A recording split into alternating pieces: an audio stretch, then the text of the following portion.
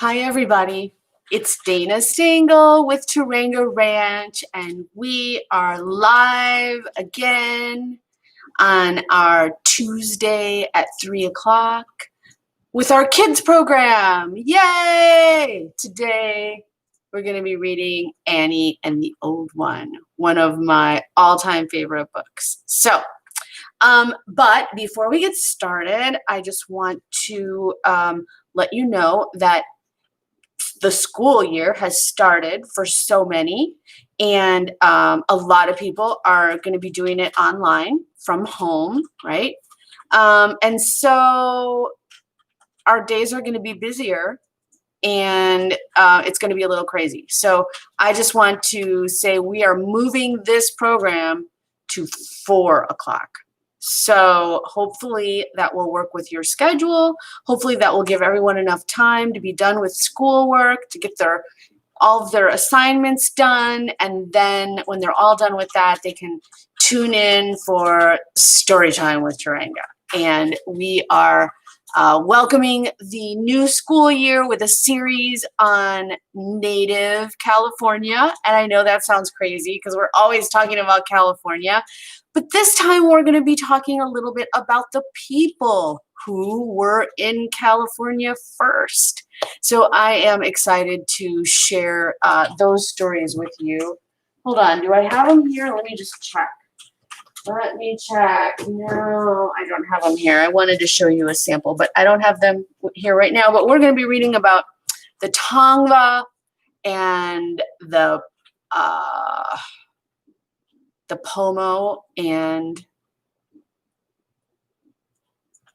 I forgot the other ones, but they're already on the Facebook page. So I don't know why I can't think of that name right now. But anyway, we will be learning more about the people that were here in California first, and also their relationship with wildlife, of course, right? Because that's what we like to talk about. So I will not waste too much more time, but today we're going to be reading from Annie and the Old One, and I love this story. This one is a Newbery Honor book, so a lot of people think it's good, and this one was written by Miska Miles, and the illustrations are by Peter Parnall. And I think you will find that the illustrations are just as good as the story. I know I say that a lot, but sorry, that's just because I pick good stories, you guys. So this one, great story, great illustrations. All right, here we go. It starts off here. There's a cactus, a succulent. Oh, and if you really look at that one, what can you see in the background? There's some mountain goats, right? It's kind of cool. Okay. And you get to listen to my phone ring. So I'm sorry about that, but I don't know if your house is anything like mine, but with the start of the school year, like the phone is ringing off the hook. We have 3 different schools that we're dealing with, so it's crazy train. Anyway, so we'll just wait till that stops ringing before we actually start, but we can look at the picture of what is going on. Look at that. Okay, so the area that we're talking about is going to be the Navajo Nation, right? And the Navajo Nation, if you've been driving through the southwestern United States, you may have driven right through it, right? It is in Arizona and Utah and New Mexico. And so this is a story about a little girl who lives in the Navajo Nation. And her name is Annie, as you could guess. Annie's Navajo world was good. A world of rippling sand, of high copper red bluffs in the distance, of the low mesa near her own snug hogan. What do you think her hogan is? Right? It's another word for the place where she lives. So that's called a hogan. The pumpkins were yellow in the cornfield, and the tassels on the corn were turning brown. I love the use of color here too. Notice it's mostly black and white, but they throw in just a little bit of color. Kind of cool for the pumpkins and the brown tassels.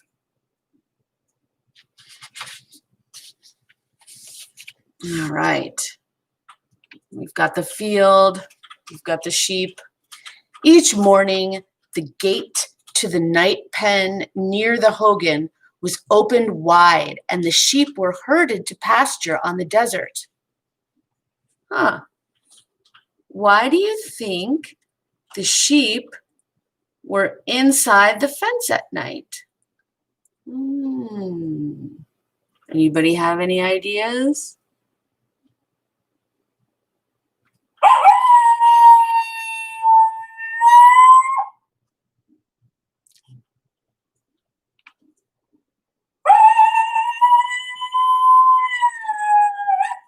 Maybe it's to keep them safe from nighttime predators, right?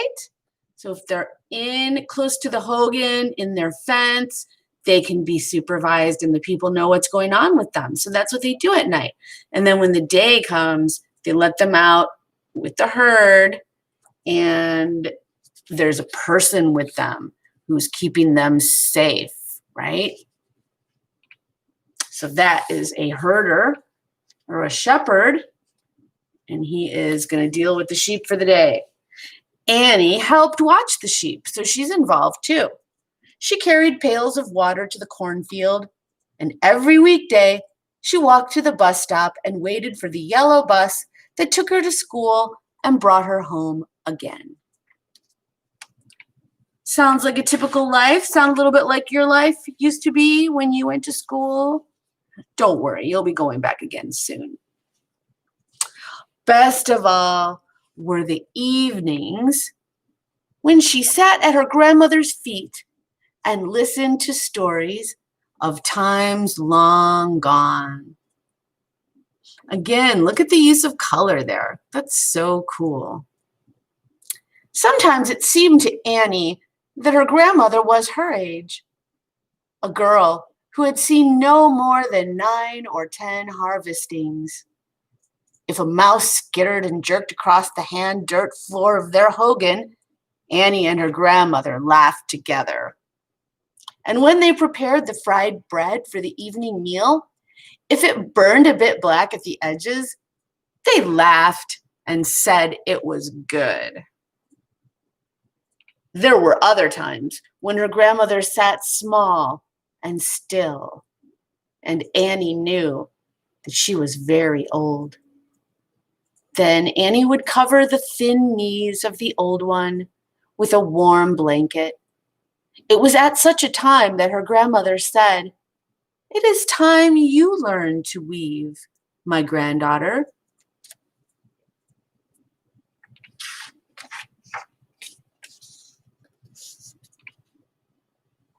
Annie touched the web of wrinkles that crisscrossed her grandmother's face and slowly went outside the hogan. She loves her grandma, doesn't she? Beside the door, her father sat cross-legged, working with silver and fire, making a handsome, heavy necklace. Annie passed him and went to the big loom where her mother sat weaving. Annie sat beside the loom, watching, while her mother slid the weaving stick in place among the strings of the warp. With red wool, her mother added a row to a slanting arrow of red, bright against the dull background. I wanted to show you an example of something that's woven. It's not Navajo, but it is a sample of something that's woven. So if someone talks about a rug or a piece of art or something that's woven, it's going to look similar to this. I'm going to hold it up really close so you can see how it's all woven together. Isn't that cool? But that's not Navajo, but it is a weaving. All right. Back to Annie and the old one. So her mom is weaving on the loom, and her thoughts wandered. She thought about the stories her grandmother had told, stories of hardship when the rains flooded the desert, of dry weather when rains did not fall and the pumpkins and corn were dry in the field. Annie looked out across the sand where the cactus bore its red fruit and thought about the coyote, God's dog, guarding the scattered hogans of the Navajos.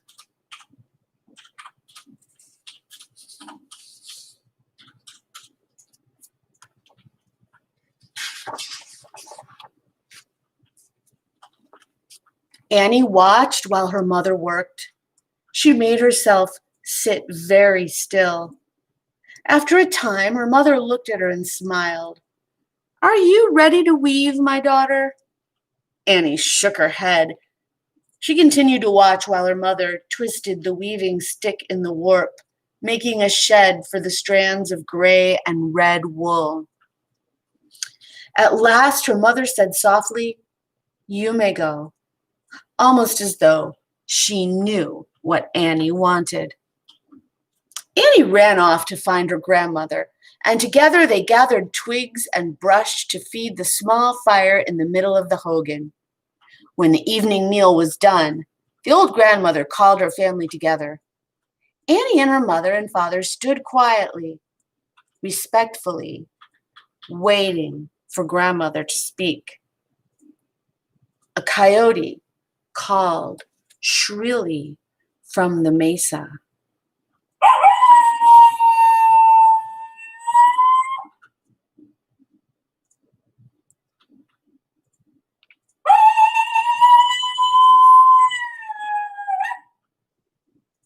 There was no sound in the hogan. There was no sound at all, except a small snap of a dying fire. Then the grandmother spoke softly. "My children, when the new rug is taken from the loom, I will go to Mother Earth." Annie shivered and looked at her mother. Her mother's eyes were shining bright with tears that did not fall, and Annie knew what her grandmother meant. Her heart stood still, and she made no sound. The old one spoke again. "You will each choose the gift that you wish to have." Annie looked at the hard earth, swept smooth and clean.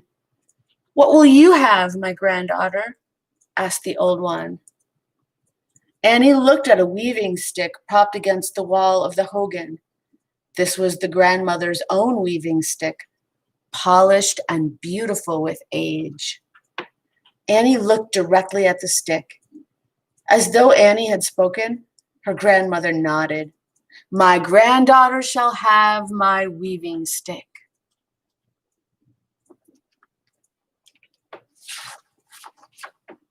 On the floor of the hogan lay a rug that the old one had woven long, long ago.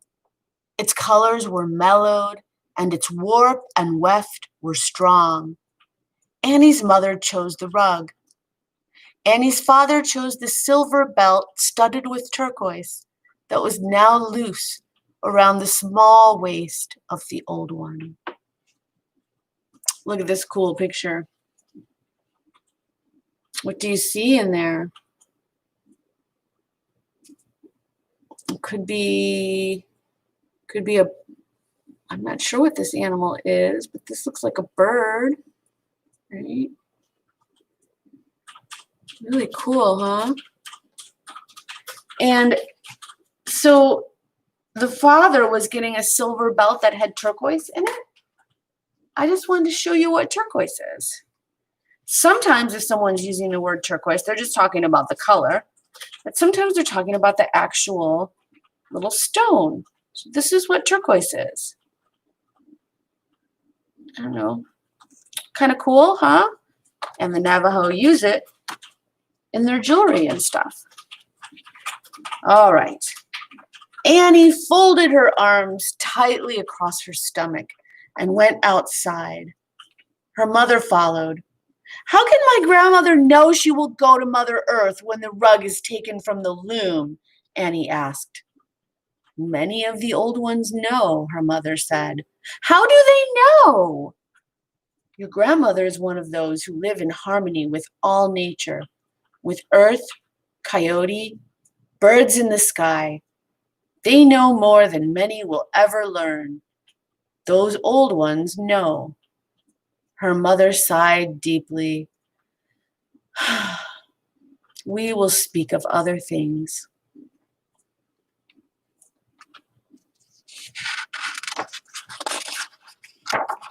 So do you know what she's talking about? Do you know where the old one is going? Have you had old ones in your life go there? Maybe. A lot of us have. Okay, here's a loom. Look, that's Mom. There's Annie. This is how big of a loom they use when they weave. And the bottom part is the finished part of the it looks like a rug that she's weaving. In the days that followed, the grandmother went about her work much as she had always done. She ground corn to make meal for her bread. She gathered dry twigs and brush to make fire.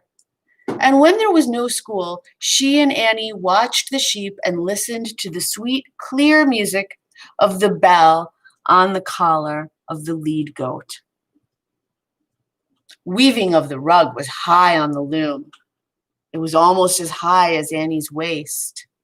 So she's completing that part, and when she gets to the top, that's when she'll be finished. Okay, where am I? My mother, Annie said, why do you weave? I weave so we may sell the rug and buy the things we must have from the trading post. Silver for silver making, deer hide for boots. But you know what grandmother said. Annie's mother did not speak. She slid her weaving stick through the warp and picked up a strand of rose red wool. Annie turned and ran. She ran across the sand and huddled in the shallow shade of the small mesa. Her grandmother would go back to the earth when the rug was taken from the loom. The rug must not be finished. Her mother must not weave. The next morning, where her grandmother went, Annie followed. So she's trying to maybe control something that she'd like to control, but she can't control it, can she? Do you think her grandmother can control it? Do you think it really has to do with how long the rug is on the loom? Or more general idea? When it was time to go to the bus stop to meet the school bus, she dawdled, walking slowly and watching her feet. Perhaps she would miss the bus. And then quite suddenly, she did not want to miss it. She knew what she must do. She ran hard, as fast as she could, breathing deeply, and the yellow bus was waiting for her at the stop. She climbed aboard. The bus moved on, stopping now and then at Hogan's along the way. Annie sat there alone and made her plan. In school, she would be bad. So bad that the teacher would send for her mother and father. And if her mother and father came to school to talk to the teacher, that would be one day when her mother could not weave. One day. On the playground, Annie's teacher was in charge of the girls' gymnasium class. Who will lead exercises today? The teacher asked. No one answered. The teacher laughed. Very well, then I shall be the leader. The teacher was young with yellow hair. Her blue skirt was wide and the heels on her brown shoes were high. The teacher kicked off her shoes and the girls laughed. Annie followed the teacher's lead, bending, jumping.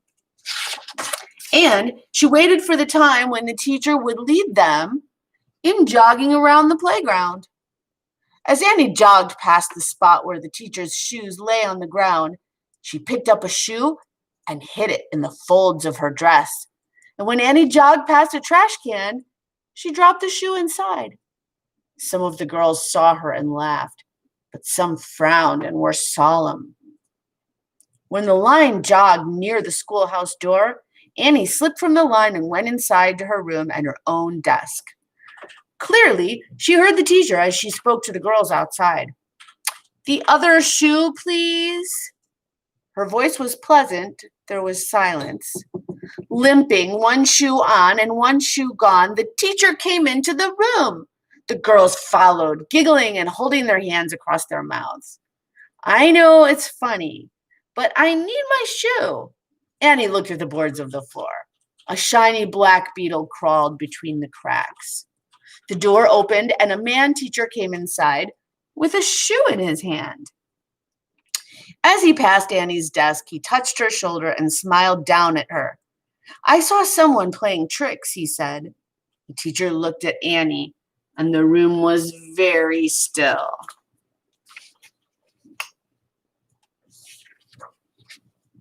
When school was over for the day, Annie waited. Timidly, with hammering heart, she went to the teacher's desk. "Do you want my mother and father to come to school tomorrow?" she asked. "No, Annie," the teacher said. "I have the shoe. Everything is all right." Annie's face was hot and her hands were cold. She turned and ran. She was the last to climb on the bus.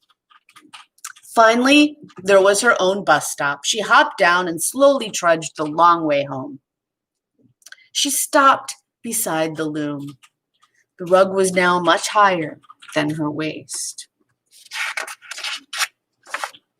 That night, she curled up in her blanket. She slept lightly and awakened before dawn. There was no sound from her mother's sheepskin. Her grandmother was a quiet hump in her blanket.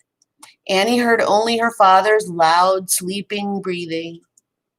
There was no other sound on the whole earth except the howling of a coyote from far across the desert.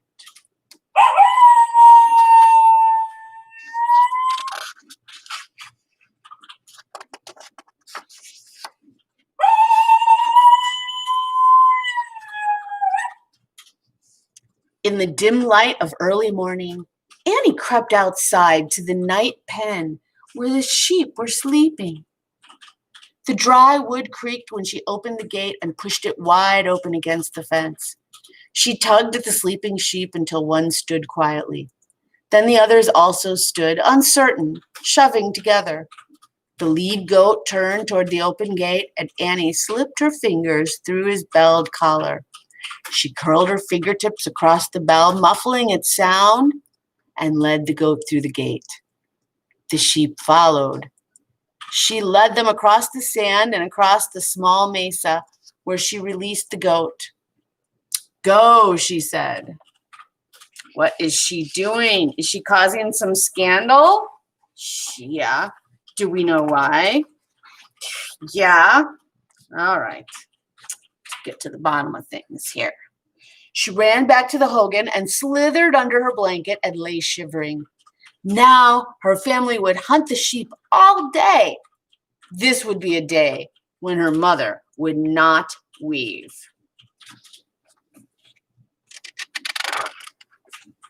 When the fullness of morning came and it was light, Annie watched her grandmother rise and go outside. Annie heard her call, "The sheep are gone." Annie's mother and father hurried outside, and Annie followed. Her mother moaned softly, "The sheep, the sheep." "I see them," the grandmother said. "They graze near the mesa." Annie went with her grandmother, and when they reached the sheep, Annie's fingers slipped under the goat's collar, and the bell tingled sharply as the sheep followed back to the pen. She's a tricky one. And then look at the mesas. I love the art. These flat top hills in the background. Those are mesas. They're cool. You can find those in New Mexico and in Utah and in Arizona too. In school that day, Annie sat quietly and wondered what more she could do. When the teacher asked questions, Annie looked at the floor. She did not even hear. She's distracted, right? Because she's got something big on her mind, right? Does that ever happen to you at school? Can't pay attention because something else is going on. Oh, it's hard when that happens. When night came, she curled up in her blanket, but not to sleep. When everything was still, she slipped from her blanket and crept outside. The sky was dark and secret. The wind was soft against her face. For a moment, she stood waiting until she could see in the night. She went to the loom. She felt for the weaving stick there in its place among the warp strings. She separated the warp and felt for the wool. Slowly, she pulled out the strands of yarn one by one. One by one, she laid them across her knees, and when the row was removed, she separated the strings of the warp again and reached for the second row. When the woven rug was only as high as her waist, she crept back to her blanket, taking the strands of wool with her. Under her blanket, she smoothed the strands and made them into a ball. And then she slept. She does not want that rug to get finished, does she? Nope, she does not. All right. The next night, Annie removed another day's weaving. In the morning, when her mother went to the loom, she looked at the weaving, puzzled. For a moment, she pressed her fingers against her eyes. The old one looked at Annie curiously. Annie held her breath. The third night, Annie crept to the loom. A gentle hand touched her shoulder. "Go to sleep, my granddaughter," the old one said. Annie wanted to throw her arms around her grandmother's waist and tell her why she had been bad, but she could only stumble to her blanket and huddle under it and let the tears roll into the edge of her hair. When morning came, Annie unrolled herself from the blanket and helped prepare the morning meal. Do you help prepare the morning meal? Just checking. Afterward, she followed her grandmother through the cornfield. Her grandmother walked slowly, and Annie fitted her steps to the slow steps of the old one.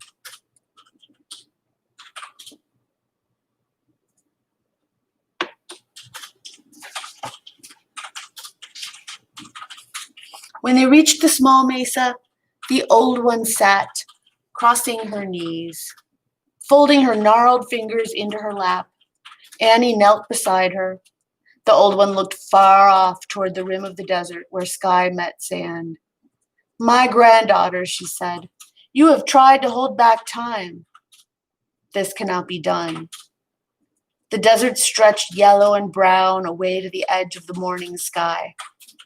The sun comes up from the edge of the earth in the morning. It returns to the edge of the earth in the evening. Earth from which good things come for the living creatures on it. Earth to which all creatures finally go. Annie picked up a handful of brown sand and pressed it against the palm of her hand.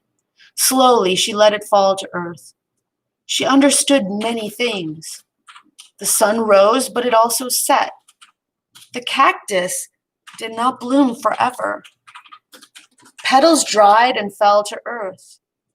She knew that she was a part of the earth and the things on it. She would always be a part of the earth, just as her grandmother had always been. Just as her grandmother would always be, always and forever. And Annie was breathless with the wonder of it.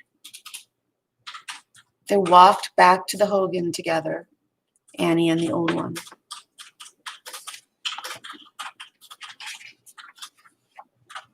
Annie picked up the weaving stick. I am ready to weave, she said to her mother. I will use the stick that my grandmother has given me. She knelt at the loom. She separated the warp strings and slipped the weaving stick in place, as her mother had done, as her grandmother had done.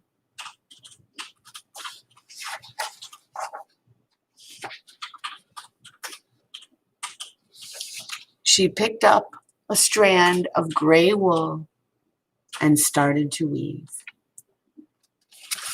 And that is the end of that story.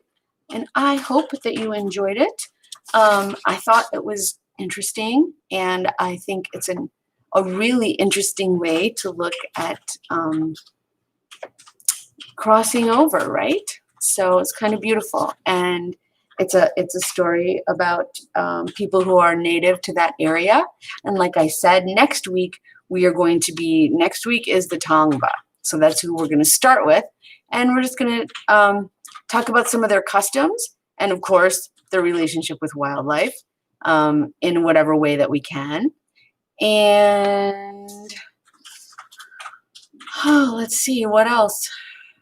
Yeah, that's it. So thank you for joining us today. And I hope that school is off to the greatest start ever for you. And just a reminder again that next week we're going to be starting to be doing this at 4 o'clock in the afternoon. That's Pacific time if you're in California. So, and if you've missed some of these, the great news is they're all recorded and you can go back and look at them at any time on the YouTube channel. And if you are watching on YouTube, subscribe so you know when we're doing these. They're all educational and we try to keep them as fun as possible. So thank you for joining us today. Stay cool in this crazy heat and have a great beginning of your school year. I will see you guys next week. Bye.